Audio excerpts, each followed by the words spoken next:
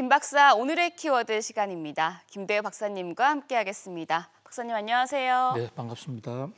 네, 오늘도 5개 키워드 준비되어 있습니다. 첫 번째 키워드부터 함께 보시죠. 오늘 첫 키워드는 테슬라, 천슬라입니다.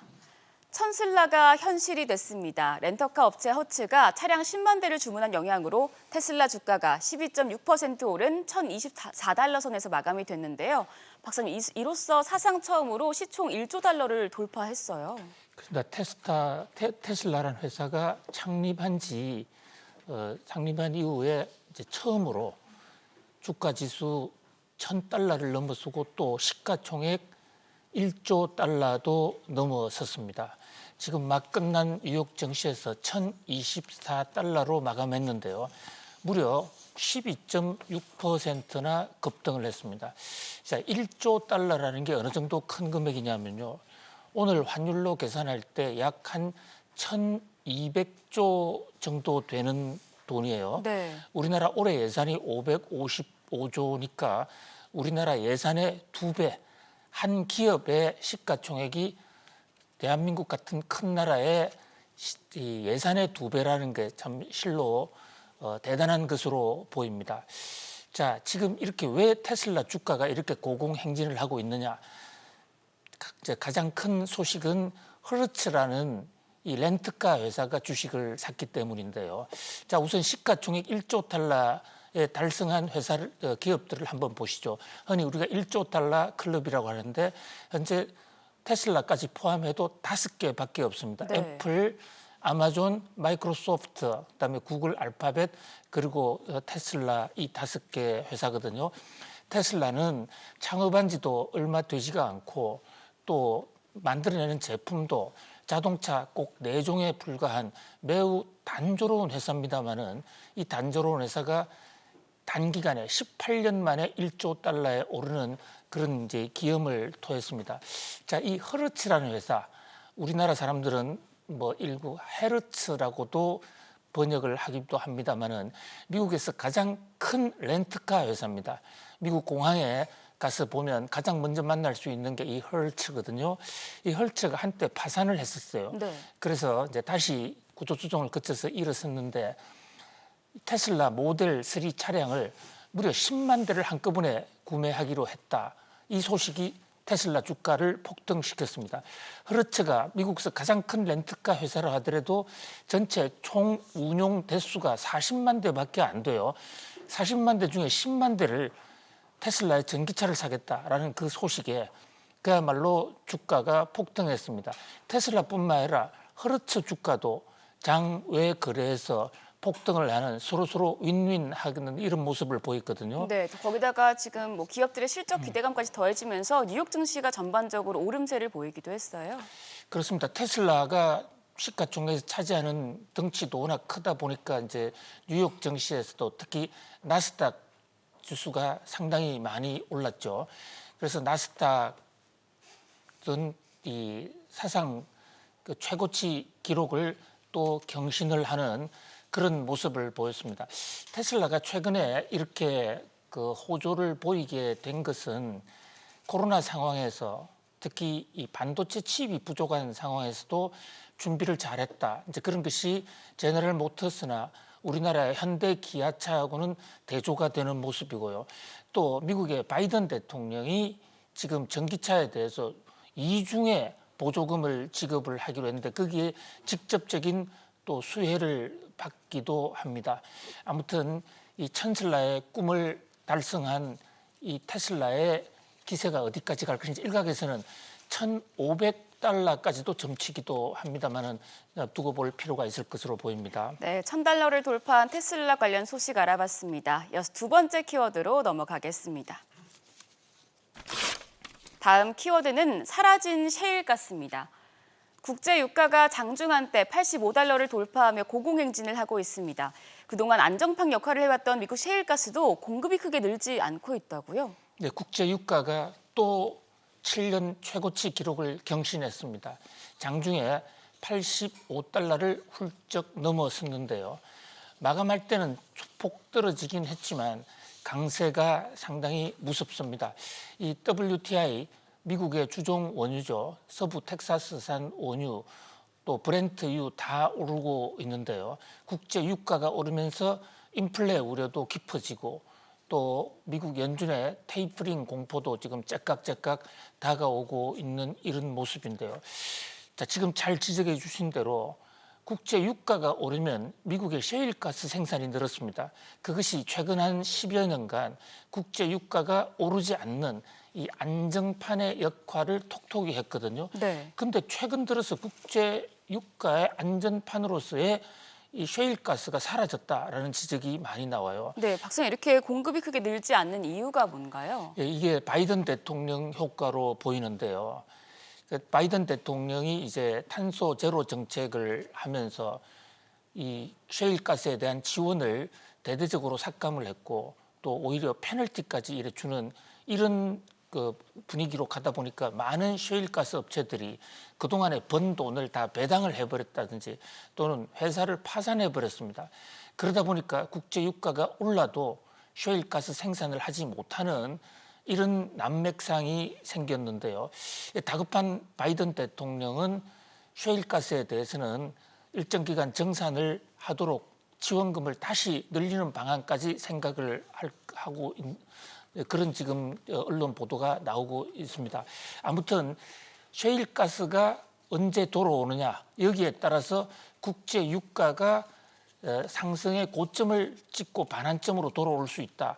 그런 점. 그다음에 또 지금 오페크 플러스가 과연 이 정산량을 어떻게 결정하느냐 11월 초에 오페크 플러스 회의가 예정돼 있거든요.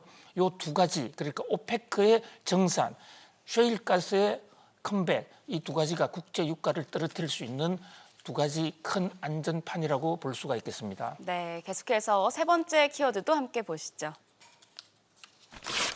세 번째 키워드는 좀비 유류세입니다. 오늘 정부가 유류세 인하 계획을 발표합니다. 박사님, 이게 원래 계획대로라면 유류세가 올해 말에는 없어져야 하는데 이번에 인하 계획으로 유류세가 다시 살아남았다고 하더라고요. 그렇습니다. 좀비 유류세 이러는데 좀비라는 것은 이미 죽은 귀신이 됐는데 저승으로 가지 않고 떠도는 유령 이것을 부두교에서 좀비라고 합니다. 이 세상에 남아서 일생에 도움이 안 되는 그런 어떤 불쌍한 쓸데없는 영혼들이죠.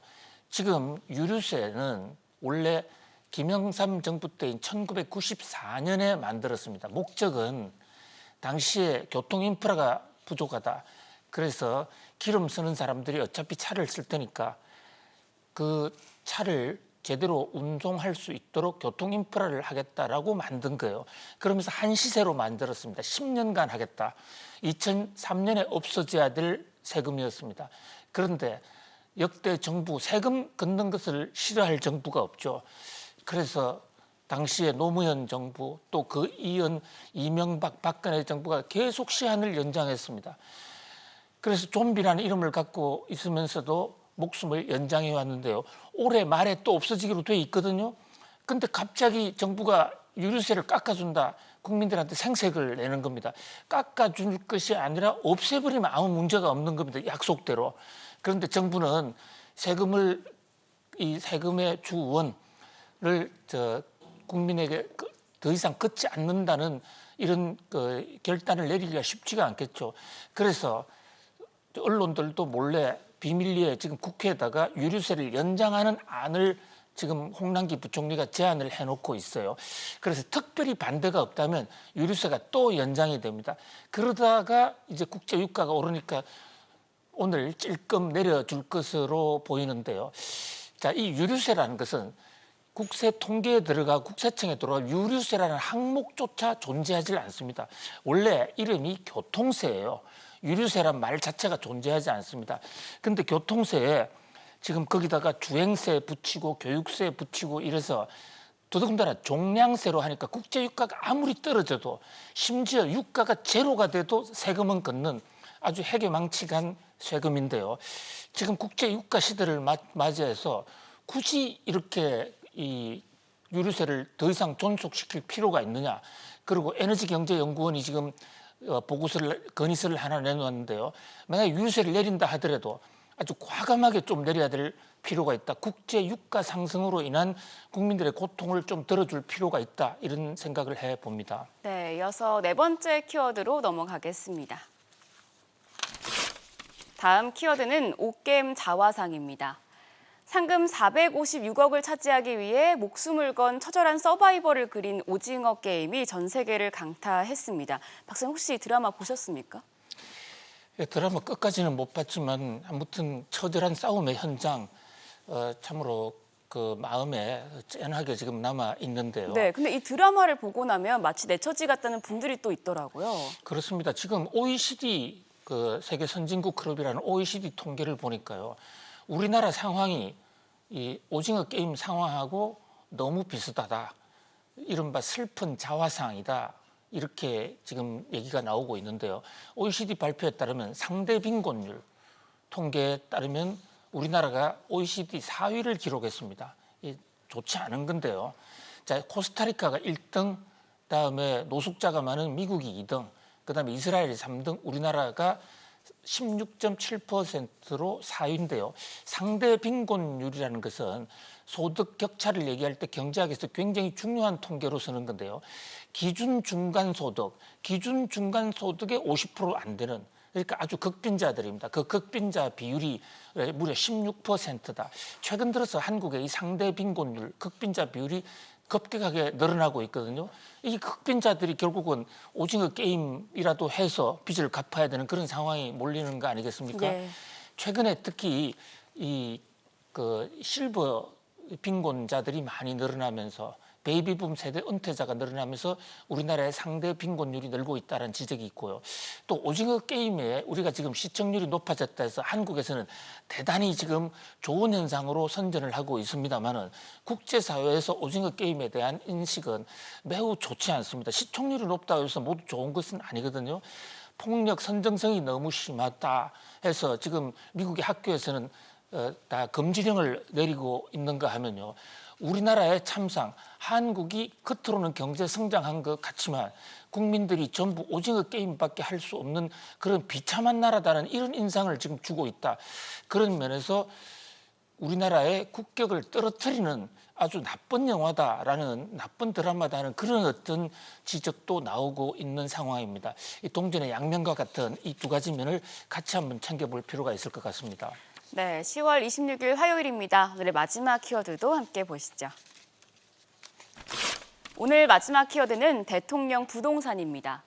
어제 문재인 대통령의 마지막 시정연설이 있었습니다. 부동산에 대한 언급이 원론적이었다는 평가가 나오면서 다소 아쉬움이 있다는 평가도 같이 나오고 있어요. 네, 문재인 대통령이 국회에서 시정연설을 했습니다. 임기 중에 빠짐없이 국회법 84조가 정한 규정, 그러니까 예산을 새로 마련할 때는 국회에 나와서 시정연설을 통해서 국민들에게 알려야 된다는 그 취지를 충분히 반영했다는 점에서 유일한 대통령이죠. 그런 면에서 국민과 소통하는 대통령으로서 다시 한번 찬사를 보냅니다. 그런데 한 가지 부동산 문제에 관해서는 아무런 언급도 하지 않고 그냥 국정개혁 과제다 이렇게 꼬리를 흐렸는데요. 네.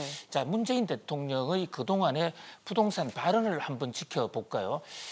자, 부동산만큼은 자신 있다. 국민과의 대화였죠. 불과 2년 전입니다. 그런데 부동산 가격이 올랐습니다. 그러자 올 초에는 부동산만큼은 정부가 할 말이 없는 상황이다. 재보선에서 죽비를 맞았다. 대나무 어떤 회초리를 맞았다 이런 얘기입니다. 그런데 이번에 이 국회 시정연설에서는 그냥 민생 문제이면서 개혁 과제다라고 조금 흐리고 말았는데요.